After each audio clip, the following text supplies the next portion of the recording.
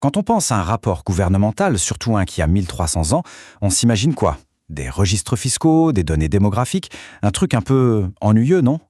Eh bien, le document dont on va parler aujourd'hui, le Fudoki, c'est tout le contraire. C'est l'un des recueils de mythes les plus magiques et les plus surprenants de l'histoire du Japon. Voilà, c'est exactement ça, le paradoxe. D'un côté, on a l'idée qu'on se fait d'un rapport officiel, des données, des chiffres, du factuel. Et de l'autre, on a le Fudoki. Alors oui, c'était une commande du gouvernement, mais à l'intérieur, oubliez les impôts. On y trouve des histoires de dieux assez costauds pour tirer des morceaux de terre à travers la mer et de montagnes qui carrément jettent des malédictions. Alors la question qui se pose, c'est comment est-ce possible? Comment une enquête administrative a-t-elle pu devenir ce trésor de récits complètement fou? C'est ce qu'on va découvrir ensemble. Et pour ça, il faut remonter le temps jusqu'à sa création. Donc, première chose à comprendre, il faut mettre de côté l'idée d'un rapport administratif classique. Le Fudoki, c'est bien plus que ça. Pensez-y plutôt comme un livre de géographie magique, un atlas où le paysage n'est pas juste un décor, mais un personnage à part entière. Et tout ça, ça commence avec le plan un peu fou d'une impératrice, une femme visionnaire qui a lancé ce projet au beau milieu du Japon du 8e siècle. Alors, replaçons le contexte, on est en plein 8e siècle. Le Japon, à cette époque, c'est une nation toute jeune, en pleine ébullition. On passe d'un ensemble de tribus un peu éparpillées à un véritable État qui se construit autour de sa toute nouvelle capitale, Nara. C'est vraiment un tournant majeur dans l'histoire du pays. Et il faut bien comprendre que, en dehors de la cour impériale, la vision du monde est très différente. La nature est vue comme vivante, habitée. C'est ce qu'on appelle l'animisme. L'idée que chaque montagne, chaque rivière, même un simple rocher, abrite un esprit, un dieu, un kami. Et ça, c'est la clé pour comprendre toute la magie du Fudoki. C'est donc dans cette ambiance que l'impératrice Genmei lance sa fameuse enquête nationale. Bon, les 3 premiers points de sa commande sont assez classiques, lister les minéraux, les plantes, évaluer la qualité des sols, du standard. Mais c'est le 4e point qui va tout changer. Elle demande de consigner les légendes des anciens. Et là, c'est comme si on ouvrait une porte. La magie, les mythes, tout ça est officiellement invité à faire partie de l'histoire avec un grand H. Et qui a répondu à cet appel? Pas les grands intellectuels de la capitale, non. Ce sont les fonctionnaires locaux, les anciens de chaque village, les gens du coin.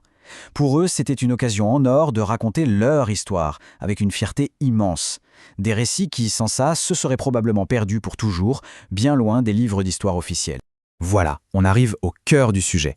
C'est justement ça, cette histoire vue d'en bas, la voix des gens ordinaires, qui fait du Fudoki un document absolument unique, un véritable trésor mondial.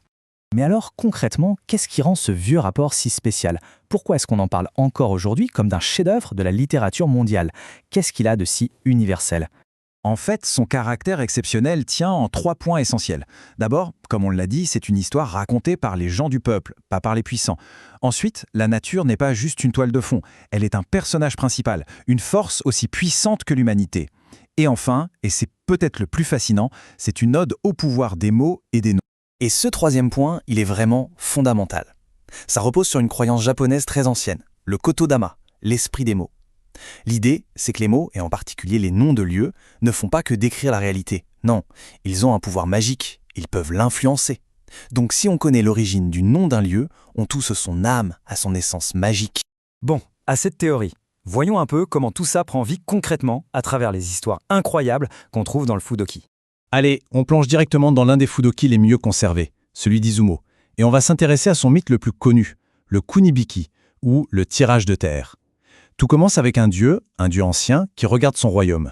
Et ce dieu, il contemple son territoire, la province d'Izumo, et il se dit « c'est un peu petit tout ça, c'est long et étroit, c'est pas fini. » Il sent qu'il manque un petit quelque chose pour que sa terre soit vraiment complète. Alors, qu'est-ce qu'il fait? Il ne reste pas là à se plaindre, non. Il regarde de l'autre côté de la mer, il repère des bouts de terre qui ont l'air de s'ennuyer, et il décide tout simplement de les ramener. Il attrape une corde gigantesque, la lance et se met à tirer de toutes ses forces. L'image est juste folle, non?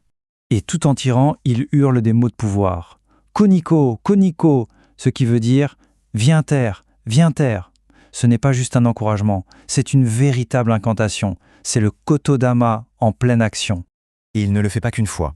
Il répète l'opération 4 fois, et de ces 4 coups de force titanesque, il va créer la péninsule de Shimen, celle qu'on peut voir sur une carte du Japon aujourd'hui.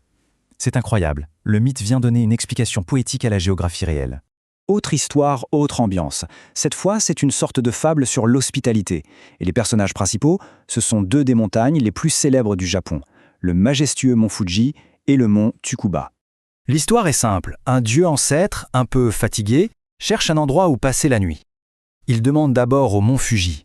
Mais Fuji, un peu arrogant, lui répond froidement qu'il est trop occupé, trop important pour ça. Alors le dieu va voir le mont Tsukuba. Lui aussi est occupé, en pleine célébration, mais il accueille le voyageur à bras ouverts. Le résultat ? Eh bien la réaction du dieu ne se fait pas attendre. Pour son manque d'hospitalité, le mont Fuji est maudit. Il sera condamné à être éternellement froid, seul et couvert de neige. Le mont Tsukuba, au contraire, est béni. Il sera pour toujours un lieu de fête, de rassemblement et de vie. Alors, au-delà de ces récits incroyables, qu'est-ce que ça nous dit ? Qu'est-ce que ces histoires de dieux qui tirent la terre et de montagnes qui parlent peuvent bien nous apprendre à nous aujourd'hui ?